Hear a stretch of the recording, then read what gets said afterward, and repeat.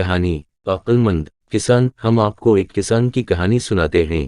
کیا آپ کو معلوم ہے کہ کسان کسے کہتے ہیں؟ یہ تو آپ سب جانتے ہوں گے کہ اللہ پاک ہمارے لیے کھانے پینے کی ساری چیزیں، چاول، گندم، دال وغیرہ اور سارے پھل سے بام وغیرہ زمین سے اگاتے ہیں۔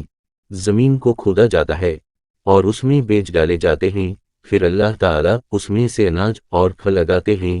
جو شخص زمین پر محنت کرتا ہے، اسے کھودتا ہے اور اس میں بیج ڈالتا ہے، اسے کسان کہتے تھے۔ یہ کہانی بھی ایک کسان کی ہے، اس کا نام وقاص تھا۔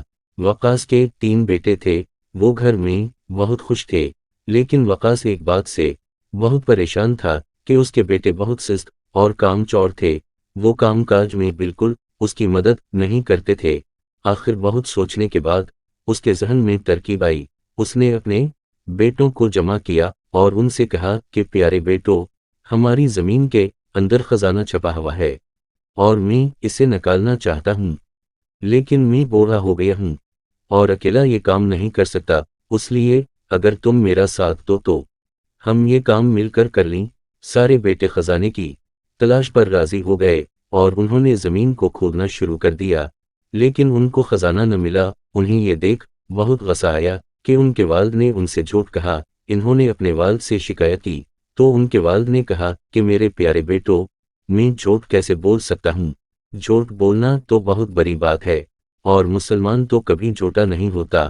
میں نے تمہیں کہا تھا کہ اس میں خزانہ ہے، تو میرے پیارے بیٹوں، یہ جھوٹ نہیں بلکہ سچ ہے، لیکن تم جلدی کر رہے اور جلدی کا کام شیطان کا ہوتا ہے۔ تم وہ کرو جو میں تمہیں بتاتا ہوں۔ یہ بیج ڈال دیے تو کسان نے کہا، آؤ آپ وضو کرو اور نماز پڑھ کر اللہ تعالیٰ سے دعا کرو کہ اللہ بارش برسا دے۔ سب نے وضو کیا، نماز پڑھی اور بارش کی دعا کی۔